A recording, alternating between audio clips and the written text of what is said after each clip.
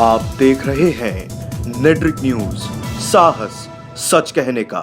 नमस्कार, मैं हूं तस्कीन सलमान नूर और आप देख रहे हैं नेट्रिक न्यूज। बाबा रामदेव साधु के भेष में व्यापारी या फिर बिजनेस करने वाला एक साधु, कुछ ऐसी ही शख्सियत है इनकी, क्योंकि ये जब जब दुनिया के सामने आते हैं इनकी दोनों शख्सियत एक साथ दिखाई देती है। रामदेव दिखते हैं साधु के भेष में, लेकिन इनका काम ऐसा कि बड़े बड़े बिजनेसमैन भी इनके सामने घुटने टेक दे। किसी जमाने में ब्रिटानिया, नेस्ले, हिंदुस्तान लीवर जैसी बड़ी कंपनी भारतीय बाजार पर कब्जा रखती थी, या फिर ये कहें कि इनकी मोनोपोली चलती थी। लेकिन बाबा रामदेव ने पतंजलि को बाजार में उतारकर उनकी सारी मोनोपोली खत्म कर दी।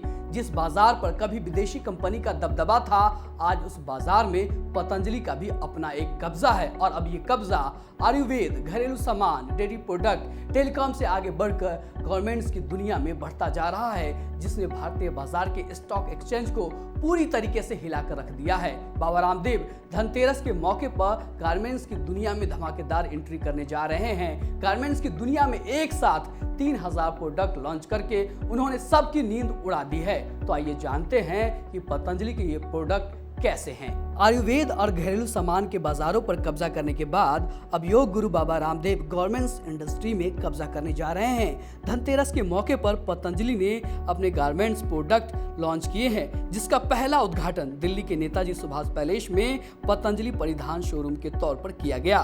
बताया जा रहा है कि पतंजलि परिधान शोरूम में 3000 नए प्रोडक्ट बिकेंगे। इनमें भारतीय कपड़ों से लेकर वेस्टर्न कपड़े, एक्सेसरीज और गहनों तक की बिक्री होगी। अपने हर प्रोडक्ट की तरह गवर्नमेंट्स प्रोडक्ट में भी बाबा रामदेव भारतीय संस्कृति को ध्यान में रखकर लॉन्च कर रहे हैं। सबसे खास बात यह है कि इस बार गवर्नमेंट्स प्रोडक्ट पतंजलि के नाम से नहीं, बल्कि एक नए नाम से मार्केट में लॉन्च किया गया है। पुरुषों के लिए सभी परिधान संस्कार नाम से मिलेंगे, तो वहीं महिलाओं के लिए सभी कपड़े आस्था नाम से पाए जाएंगे। परिधान शोरूम में live fit sports wear, athlete wears, Aastha women's wear और संस्कार मेंस वियर नाम से भी अलग अलग कैटेगरी में कपड़े पाए जाएंगे। मेंस वियर में जीन्स की कीमत होगी 1100 रुपए। बाबा रामदेव के साथी और पतंजलि के MD आचार्य बालाकृष्ण का कहना है कि जीन्स एक पश्चिमी लिबास है। इसके साथ हम दो चीज कर सकते हैं, या तो हम इसका बायकॉट कर दें, या इसका दूसरा रास्ता ये है कि परंपरा के हिसाब से हम इसे अपने आप में ढाल लें।